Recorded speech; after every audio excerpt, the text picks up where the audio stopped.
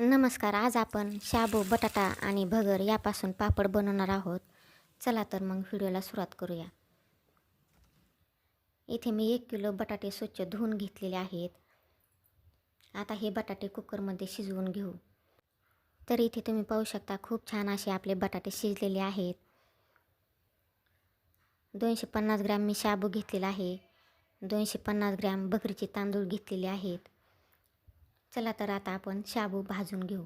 तर मंद आचेवर 5 ते 6 मिनटं शाबू छान असा भाजून घ्यायचा आहे. शाबू फुलला पाहिजे इथपर्यंत आपल्याला भाजून घ्यायचा आहे. तर शाबू आपला भाजलेला आहे. शाबू थंड होईपर्यंत भगरीचा भात बनवून घेऊ. तर भगरीचे तांदूळ हे 2 ते 3 पाण्याने स्वच्छ धुवून घ्यायचे आहेत. अशा प्रकारे थोडेसे चोळून घ्यायचे आहेत. 250 ग्रॅम भगरीच्या तांदळासाठी मी इथे 1 लिटर पाणी कुकरमध्ये उकळण्यासाठी ठेवलेलं होतं. तर पाण्याला उकळी आलेली आहे. त्यामध्ये थोडंसं मीठ टाकू आणि धुवून घेतलेले भगरीचे तांदूळ टाकू.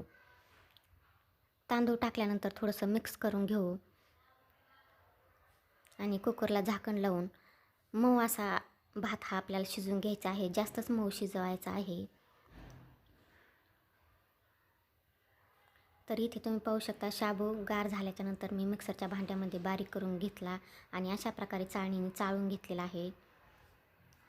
आता हा वरती राहिलेला शाबू हा सुद्धा मी मिक्सरच्या भांड्यामध्ये बारीक करून घेणार आहे.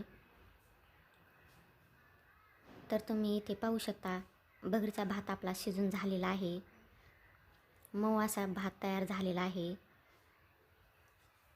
याच भातामध्ये भात गरम असतानाच आपल्याला यामध्ये शाबू टाकून मिक्स करून घ्यायचं आहे. तर अशा प्रकारे आपल्याला छान असं मिक्स करून घ्यायचं आहे. इथे तुम्ही पाहू शकता छान असं मिक्स झालेलं आहे. आता यावर झाकण ठेवून बटाटे किसून घेऊ.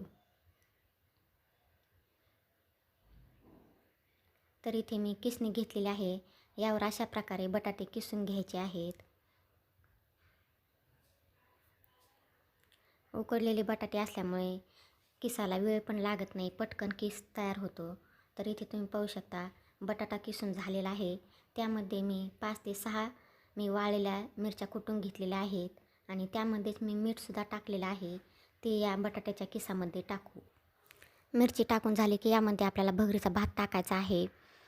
लाल मिरचीऐवजी तुम्ही हिरवी मिरचीसुद्धा इथे वापरू शकता. लाल मिरची पावडर वापरू नका, त्यामुळे काय होईल की या पापड्या लाल होतील.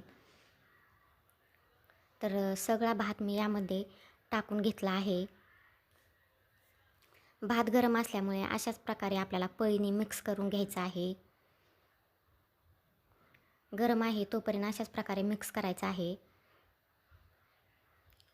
आता इथे थंड झालेलं आहे तर मी हाताने अशा प्रकारे पीठ छान असं मिक्स करून घेते. तर इथे तुम्ही पाहू शकता पीठ छान असं आपलं मिक्स करून झालेलं आहे. तर मी अशा प्रकारे पिठाचा गोळा तयार करून घेतलेला आहे. तर हा गोळा मी एका पातेल्यामध्ये काढून घेते.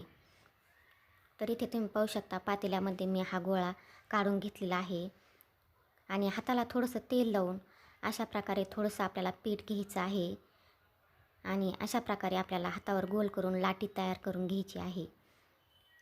इथे तुम्ही पाहू शकता अशा प्रकारे आपल्याला गोल लाटी तयार करायची आहे.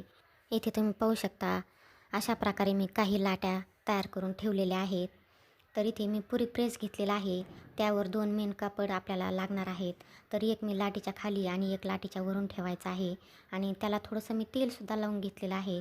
तर पुरी प्रेसला अशा प्रकारे दाबून आपल्याला पापड बनवून घ्यायचा आहे. तर इथे तुम्ही पाहू शकता खूप छान असा आपला पापड तयार झालेला आहे.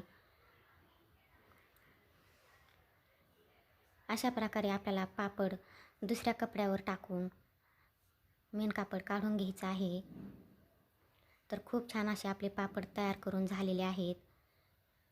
इथे तुम्ही वाळल्यानंतर पाहू शकता छान असे आपले पापड वाळलेले आहेत. 2 दिवस उन्हामध्ये वाळल्यानंतर तुम्ही पापड पाहू शकता खूप छान असे तयार झालेले आहेत. चला तर मी तुम्हाला पापड तळूनसुद्धा दाखवते. खूप छान असे चौपट फुलले जातात, पाहू शकता मस्त झालेले आहेत.